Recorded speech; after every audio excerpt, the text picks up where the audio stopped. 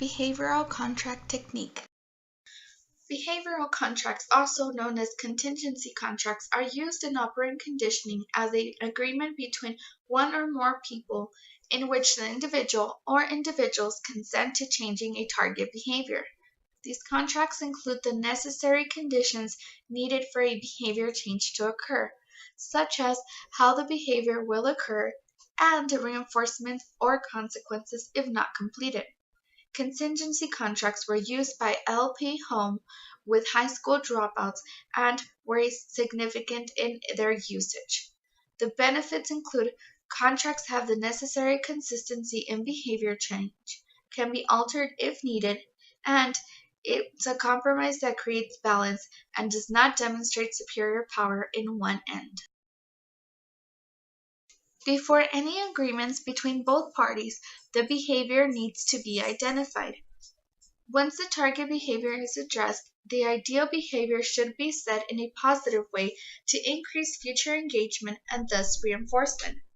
After this, parties should get together and discuss important information relevant to the success of target behavioral change. Three essential steps are followed, which include number one, understanding the outcome that will be measured.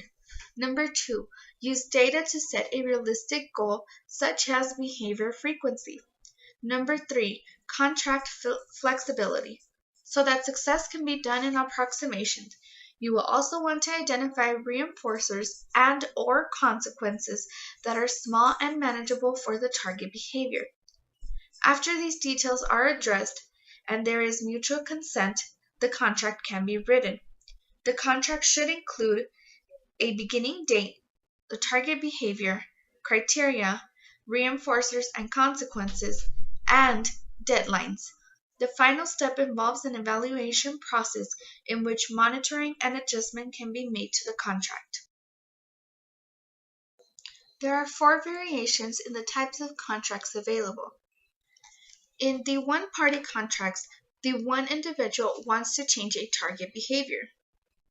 In two-party contracts, both parties identify the target behavior and implement change.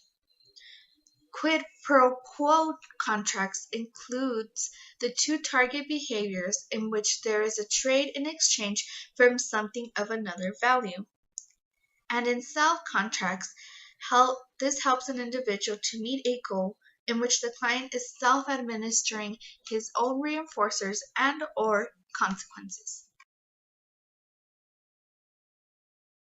Behavioral contract technique demonstration. Hello, good morning, Alexandra. How are you? I'm doing okay. Glad to hear that. Alexandra, I wanted to talk to you. I pulled you aside right now because in class I've noticed a bit of you acting out. I wanted to know what was the reason behind that. Well, I just feel very anxious. I think your class has been very difficult and it's very hard for me to concentrate. I just feel like I'm not learning this material. And I mean, the more I think about it, the more I'm just, building on that stress that I'm not understanding. Okay, I have been observing you, and that's why I wanted to talk to you because I think we can work something out. It's called the behavioral contract. And what this is, it's actually like an agreement between you and me, and we're going to work on those problem issues or the issues that you have on hand. Like, for example, the outburst, the not paying attention in class, the distraction, all those things to see if we can go ahead and turn them into something positive so that way we can go ahead and help you out. I also wanted to see maybe you said that you're not getting the material. Maybe instead of the outburst in class, you can wait at the end of the class and then pull me aside and then tell me what you're not understanding. I can sit down with you and we can talk about everything so that you do fully understand. And what would be the benefit of doing this contract? Well, the benefit obviously is going to be for all of us, for the classmates, for you, for me, because it's going to create less stress on your person. It's going to go ahead and make me feel like you are learning as a teacher. That's my role, and the classmates also will benefit because you're not distracting them as well. Mhm. And I mean, what if I sign the contract but I don't follow it? What would happen? Well, the contract also says that you can get rewarded. Maybe at the end of the contract, if you accomplish certain things, we could go ahead and have something that you want, maybe a little party, throw a party in the classroom, maybe, I don't know, what is it that you would like to do? Maybe a gift card, something that you can enjoy on your own, something like that I can go ahead and do. Maybe like a little bit more recognition for my effort. Exactly. Sometimes I'm very quiet and very to myself. So when I see someone else getting praised with their recognitions, it really brings me down. I think that brings up my anxiety. That's something that we can most definitely work on. Yes.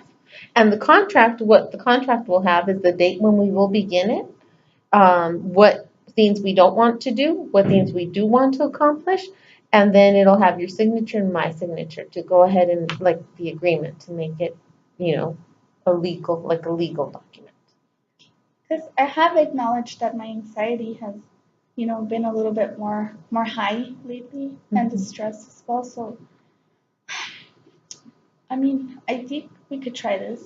Okay, sounds good. So I did go ahead and create one right here.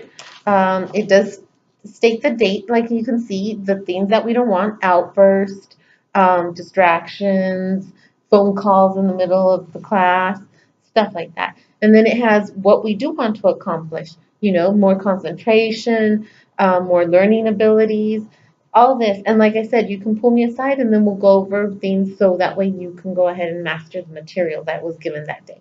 So let me go ahead and sign off on it.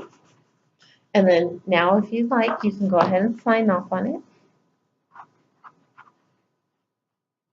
Perfect. Okay. So, and any questions that you have or anything like that, we can go over that. And that would, Okay. Thank you. you're welcome.